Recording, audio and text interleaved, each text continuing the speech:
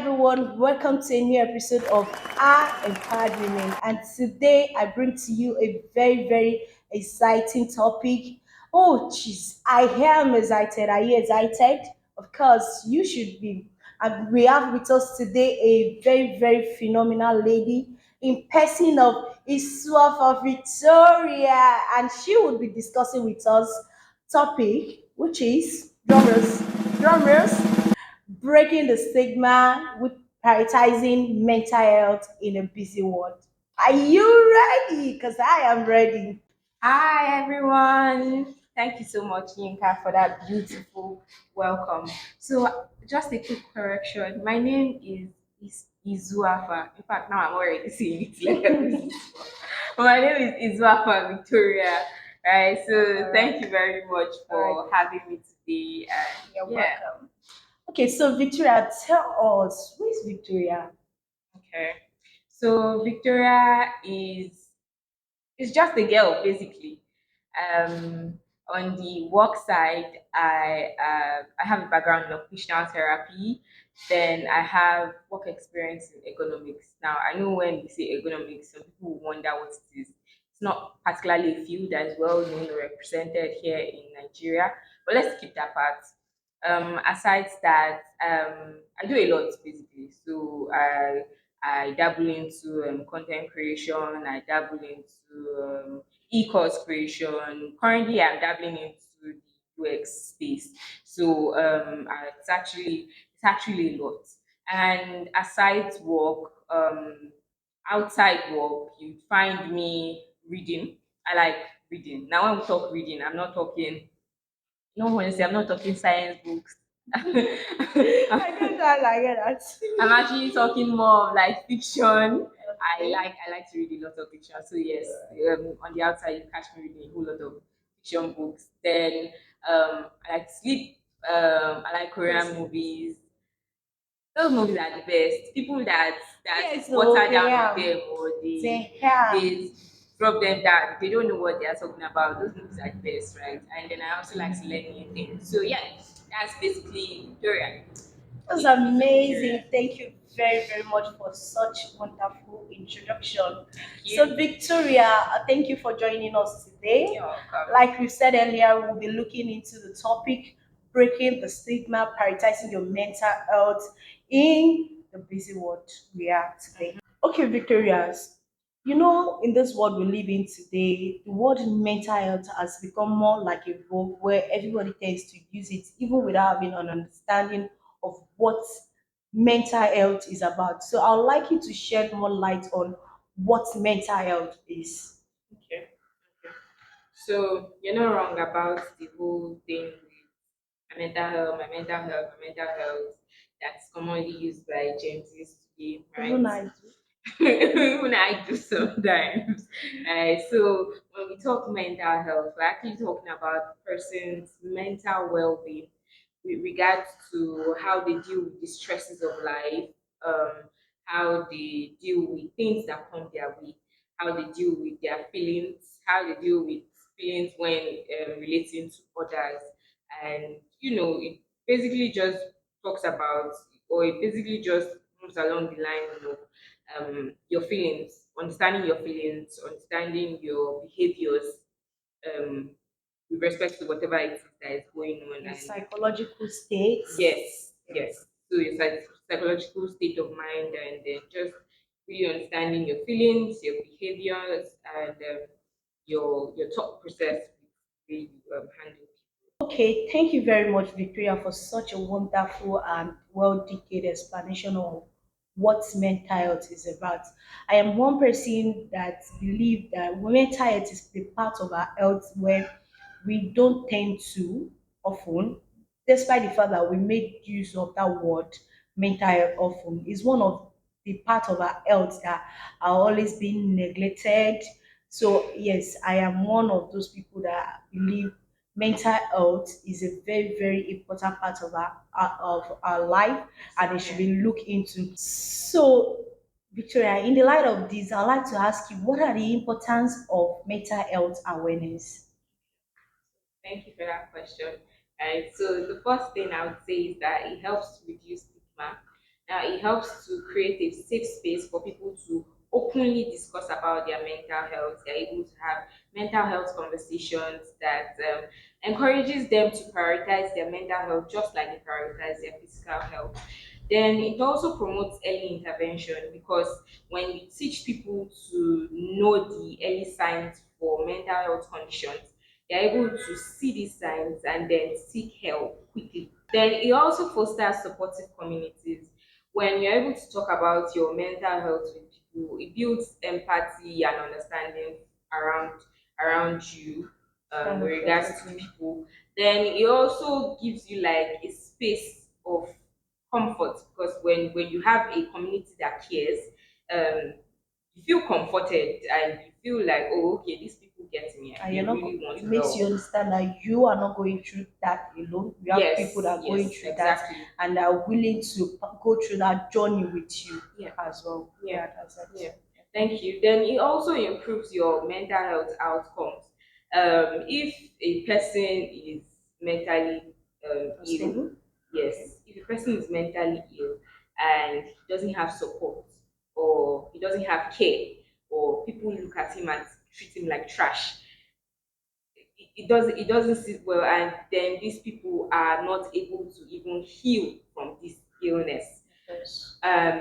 So when you have a community, when you have people that care, when you have people that are aware of these things, and they are able to come forward for people that are mentally ill, it fosters or it improves their mental health outcomes quicker than when you don't have anybody that can even care or can even support you. So all in all, it's important for people to treat their mental health the way they will treat their physical health. Definitely. So treat Right. your body the way you, or treat your mind the way you treat your body.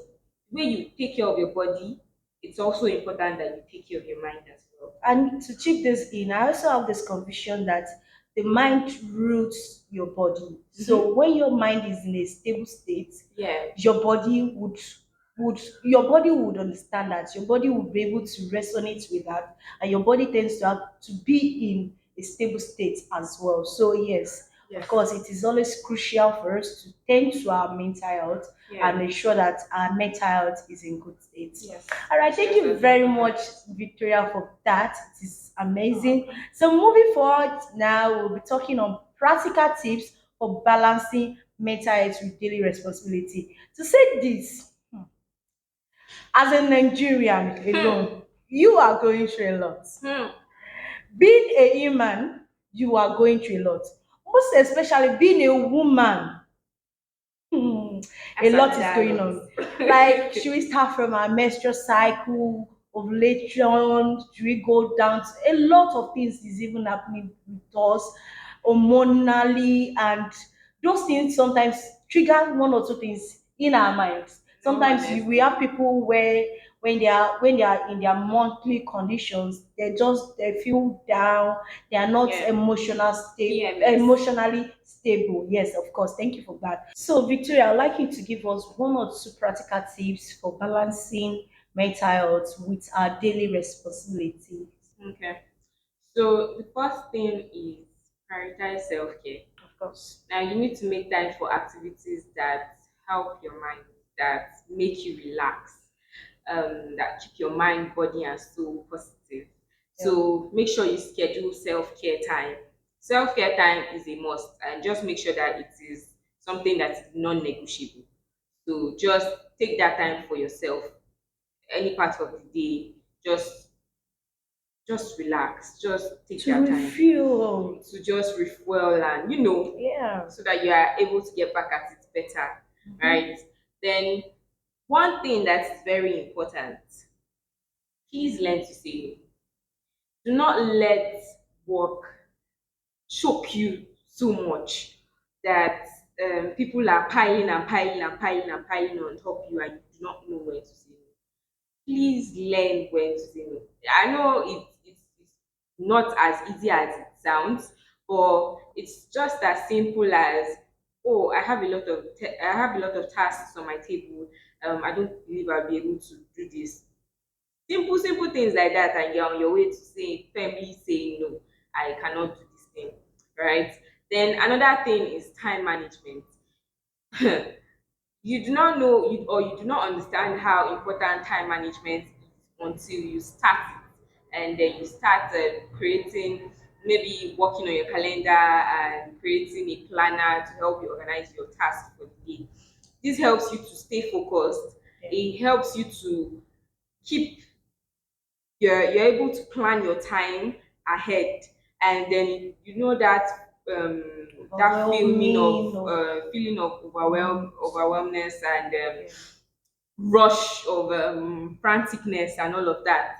It helps you to stay grounded, and you're able to understand that, okay, this is time for this is time for that. Yeah, and also prioritizing, know when to do what, know when to not to do what, know when like. And one thing I actually understand about blocking your time, your calendar, Mm-hmm. that helps you, achieve a good time management.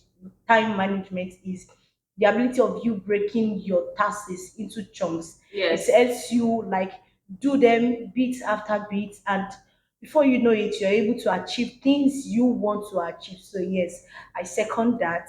Time management. All right. Is there any Yeah. other one you would Yeah. like to chip in? Okay. Then another thing you want to do is to build a supportive network.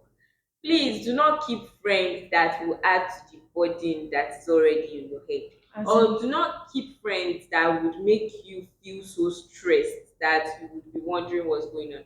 You already have your own problems. Everybody has their own problems. But do not keep a friend that would make you feel bad for feeling, yes, or for complaining, or for of talking course. about what is going on with you, right? So you need to have a supportive system, a supportive network, that you're able to sit, you're able to talk, they listen to you, they understand. Some people may not even understand, but they listen, and Yes, they're able to give you reassuring, they're able to reassure you that, okay, this thing is going to pass, this too shall pass. of course. But keep friends that are supportive. Keep friends that love you.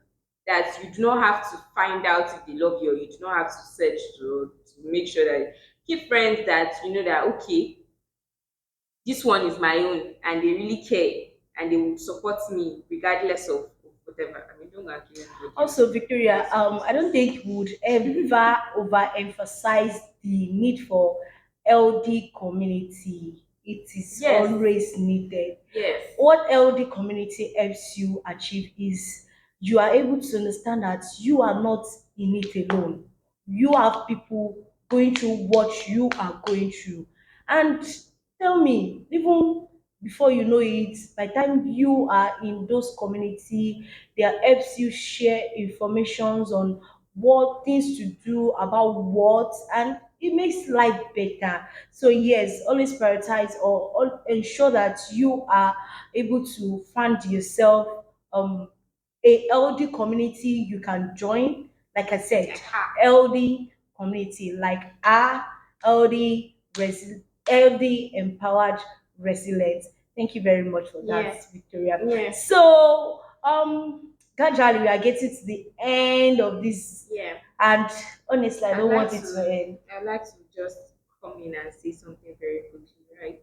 Another thing I was going to say is, I know I talked about saying no, or and I related that to work. But another thing is with regards to your daily life Of outside work, course. with regards to your relationship with people. It's important to set healthy boundaries. Of course. Now, there are some people, like I said, there are some people in around you that would try to press your buttons, or will try to ask you for things that would obviously take a strain on you, or take a toll on your health, right? It's important to know when to say no, or to know when to even remove yourself from these people. So that in itself is very, very important. So it's important to actually set healthy boundaries for yourself, and stick with it, completely stick with it. Thank you for that. Thank you. So, like I was saying earlier, oh, I really, really don't want this to end, but I mean, we are getting close to it. So, to wrap all this up, to wrap it up, the reality we live in is we actually have people that are actually going through this mental health stigma. We do. So I would like you to like just tell us one or two things on strategies to recognize and to combat this mental health stigma, because some people don't even know that they are going through this thing, and before you know it, you just hear so person committed suicide, or you just see people, someone who is always cheerful, and just see that person start becoming too much to herself or to himself, and you just wonder why, what's happening. So I'd like you to, tell us what are the strategies to recognizing and to combating mental health stigma. Yeah. So I would like to say, first thing I like to say is it's in two ways, right? One for the person that is undergoing this, and another one for just you as a person in general, right? So for someone that is undergoing these things, the first thing I would like to say is stop, right? Stop and process. Give your time. Give yourself time to breathe. Give yourself time To to assess. assess yourself, to process and to understand what really is going on with you. Take a break if you have to. The work would not vanish if you do not go in today, or the things or the problem will not stop if you relax or if you take your time today, right? So you actually need to take time for yourself, really understand what's going on. Do I need help? Have I talked to somebody? Please, if you need help, talk to somebody. Very crucial. A problem, they say a problem Shared. shared, the Exactly. problem half solved, right? Mm-hmm. Talk to somebody. And on the other side of the space, which is just for people in general, be kind, because you do not know who is going through a lot. You, because you see smiles on people's faces, does not mean that they are particularly um, at the State of right mind. state of mind Yeah. or at their best, right? So be kind. Be kind with your words. Be kind with your facial expressions. Be kind with the things that you would say. Be kind with how you would behave. So, with respect to recognizing mental health concerns, right? The first thing you need to do is actually pay attention to changes in mood. If your friend that is always laughing is now seeming like doesn't laugh as much, or maybe is now maybe a little bit sad some days, and then when you ask, covers it up with a smile or something like that, you need to start wondering, okay, is there a problem here? You need to watch out for change in behavior. If this person maybe is easygoing and then all of a sudden likes to keep to themselves, or would rather stay in the house, or even somebody that things are okay, is usually happy, and then all of a sudden they get angry quickly, that's something you actually need to look out for, right? Then you also need to listen to physical complaints. Now this is where listening, the art of listening, really comes in. Really listen to these people when they talk. Listen to people when they talk. They may not even say it completely that, oh, okay, I feel like this, I feel like that, but they may give you hints, they may drop hints. So by the time you actually listen, you're able to pick from the conversation that, oh, okay, this might be an issue, or something may be wrong with this person, right? And then you also need to notice, is this person all of a sudden losing concentration? Is there maybe like a problem with decision making, or maybe does this person even forget things quickly than before, right? So these are things that you actually need to watch out for with regards to mental health concerns for other people, right? Even for yourself, right? Yes. If you think If maybe you know that something is before, you are wrong. the type that you don't even eat that much, and suddenly you just see that your appetite was Yeah, grew yeah, largely. that's another Because thing. there's this thing I heard, well, I think somewhere online, and they say when you are sad, you tend to eat more to, to fill in that, To fill that void. yeah, that void you are feeling at that moment. So yes, it is important to pay attention. It is important to watch. It is important to listen. It is important to take note of changes. When you this one thing I believe is this thing is a collective thing. You have to do it together. You might have a neighbor, you might have a sibling, you might have a friend that are going through this thing and you don't even know. Listen, pay attention, watch, and take notes. Thank you very much, Victoria, for that. It is quite insightful. I am really, really, really blessed. I'm beyond blessed. You've taken us through a lot, ranging from what mental health is all about, down to the importance, down to practical tips to help us balance our mental health. And you've also put us through strategies. It's been such an amazing moment with you. And I want to specially say thank you on behalf of our community for coming to join us in this discussion. So, guys, this brings us to the end of this exciting topic. So, like I said earlier, I told you this episode is going to be a very, very exciting one, and you can testify to I that. hope I lived up to it. Yes, so you did, because the kind of information I'm going home with today is like it's on top. So yes, thank you very much, guys, for watching this. Thank you. We appreciate it. So keep liking our videos, keep subscribing, and see you next time on another episode of Our Empowered Women. Bye.